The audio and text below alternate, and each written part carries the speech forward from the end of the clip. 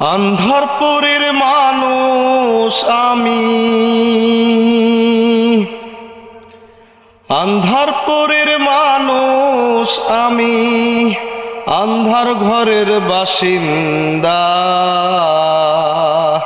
ও আল্লাহ, ও আল্লাহ, আমি এক পাপিষ্ঠ বান্দা। ও আল্লাহ, আমি এক পাপিষ্ঠ বান্দা। আন্ধারপুরের মানুষ আমি, আন্ধার ঘরের বাসিন্দা।